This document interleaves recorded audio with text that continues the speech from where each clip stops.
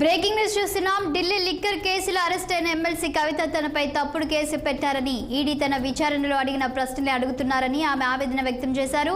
తన అక్రమ అరెస్టులపై న్యాయస్థానంలో పోరాడతానన్నారు. తన అరెస్టు రాజకీయ కుట్ర, రాజకీయ నాయకులు ఎన్నికల సమయంలో తనపై కక్ష కట్టి అరెస్టు చేయించారని ఆమె పేర్కొన్నారు.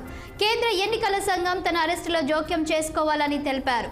ఈడీ కార్యాలయానికి తరలించే క్రమంలో కోర్టు ప్రాంగణంలో జై తెలంగాణ అంటూ కవిత నినాదాలు చేశారు.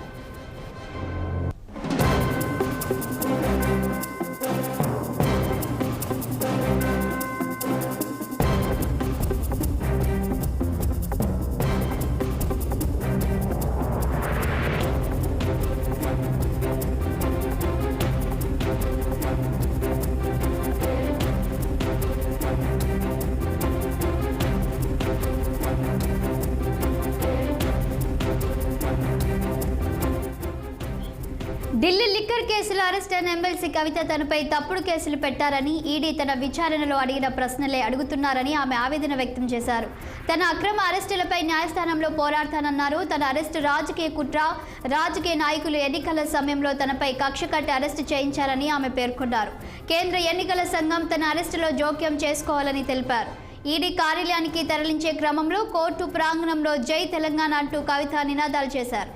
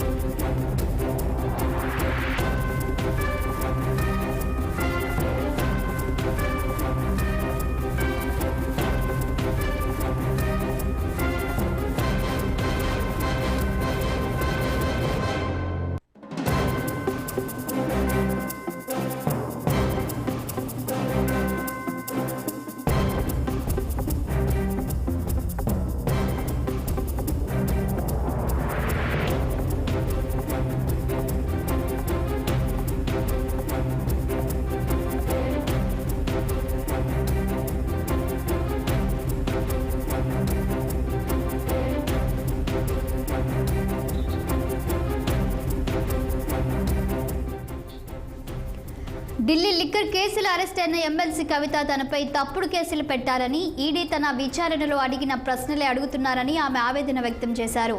తన అక్రమ అరెస్టులపై న్యాయస్థానంలో పోరాడతానన్నారు. తన అరెస్టు రాజకీయ కుట్ర, రాజకీయ నాయకులు ఎన్నికల సమయంలో తనపై కక్ష కట్టే అరెస్టు చేయించారని ఆమె పేర్కొన్నారు. కేంద్ర ఎన్నికల సంఘం తన అరెస్టులో జోక్యం చేసుకోవాలని తెలిపారు. ఈడీ కార్యాలయానికి తరలించే క్రమంలో కోర్టు ప్రాంగణంలో జై తెలంగాణ అంటూ కవిత నినాదాలు చేశారు.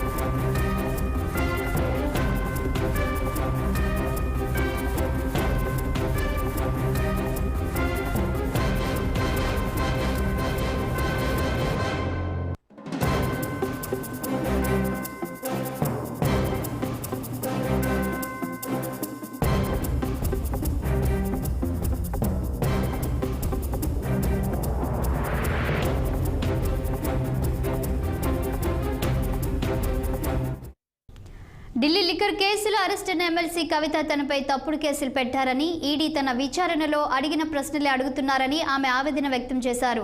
తన అక్రమ అరెస్టులపై న్యాయస్థానంలో పోరాడతానన్నారు. తన అరెస్టు రాజకీయ కుట్ర, రాజకీయ నాయకులు ఎన్నికల సమయంలో తనపై కక్ష కట్టే అరెస్టు చేయించారని ఆమె పేర్కొన్నారు. కేంద్ర ఎన్నికల సంఘం తన అరెస్టులో జోక్యం చేసుకోవాలని తెలిపారు. ఈడీ కార్యాలయానికి తరలించే క్రమంలో కోర్టు ప్రాంగణంలో జై తెలంగాణ అంటూ కవిత నినాదాలు చేశారు.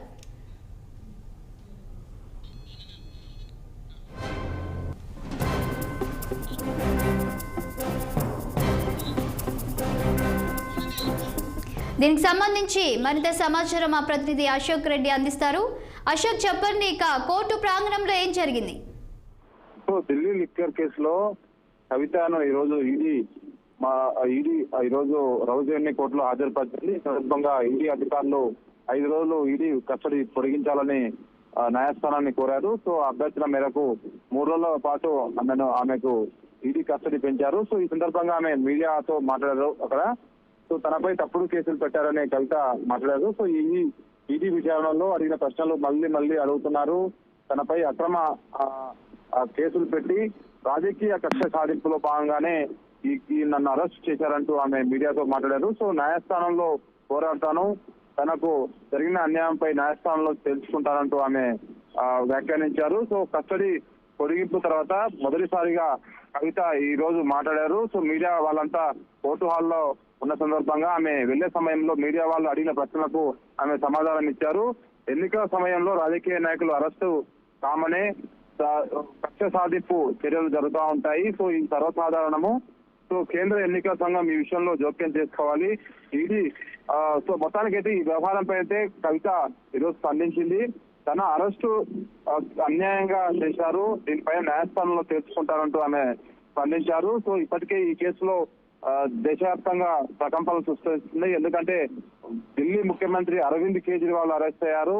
అంతకు ముందు వారం రోజుల ముందు కవిత అరెస్ట్ అయ్యారు. మొత్తం వరుసగా గత వారం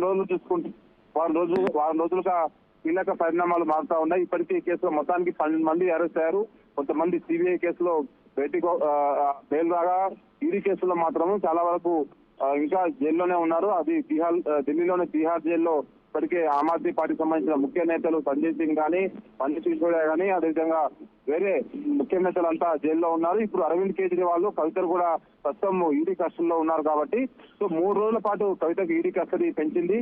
ఈ 3 రోజుల్లో అయితే అరవింద్ కేజ్రీవాల్ ని కవితను ఇద్దరిని కలిపి విచారించే అవకాశం ఉంది. మరొకరు సమీర్ మహేంద్రుడు, ముఖ్యంగా ఈ సమీర్ మహేంద్రుడి పాత్ర కూడా పెద్దగా ఉంది. ఎందుకంటే ఇండో కి సంబంధించిన అధినేత 30% వాటా కవితకి ఇచ్చింది కూడా ఇతనే కాబట్టి ఇతను కూడా ముఖ్య సూత్రధారి కాబట్టి ఈ ముగ్గురిని కలిపి విచారించే అవకాశం ఉంది. ఈ విచారణలో కీలక విషయాలు కూడా వెలుగులోకి వచ్చే అవకాశం ఉంది. గతంలో ఏదైతే విజయ్ నాయర్ గాని, అభిషేక్ బోయిన్పల్లి గాని, రాఘవరెడ్డి గాని వీళ్ళందరినీ విచారణ సమయంలో ప్రధానంగా కేజ్రీవాల్ పాత్ర ఏదైతే కవిత పాత్ర పైన వాళ్ళు ప్రధానంగా ప్రస్తావించారు. అందులో భాగంగానే వాళ్ళు అరెస్ట్ చేశారు.